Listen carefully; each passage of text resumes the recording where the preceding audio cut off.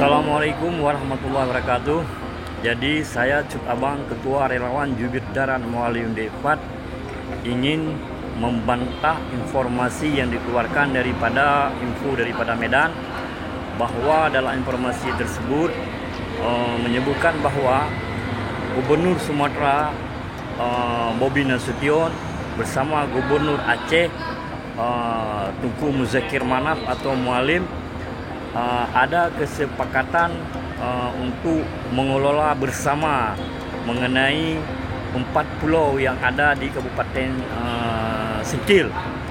Pada hari ini saya selaku Ketua Relawan Jubir Darat Mualim Devat dan selaku orang Aceh atas nama bangsa Aceh menyatakan menolak dan berita itu tidak benar. Mualim tidak pernah mengatakan sepakat dengan Gubernur Sumut mengenai 4 pulau tersebut untuk bekerja sama. Enggak ada itu. Itu enggak benar tuh. Kalaupun ada, kami bangsa Aceh tetap menolak. Jelas. Jadi saya harap kepada oknum-oknum media, oknum-oknum wartawan, jangan buat berita-berita yang tidak-tidak. Jadi nanti kami tuntut itu. Jadi jangan buat berita yang enggak ada kesempatan itu. Mualim tidak ada memberi rekom apapun terhadap pulau tersebut. Waktu Bobi kemarin menjumpai Mualim, enggak ada ngomong apa-apa. Ya, enggak ada ngomong-ngomong apa-apa tentang masalah kerjasama itu, enggak ada. Setahu kami enggak ada.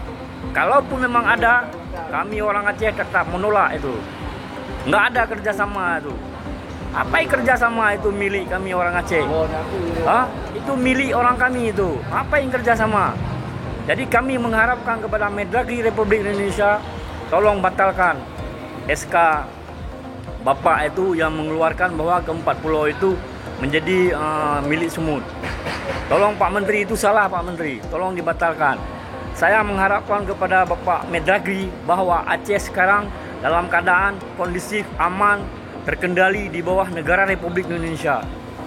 Ya, saya harap Jakarta di bawah Mendagri jangan bikin ulah-ulah yang enggak untuk Aceh.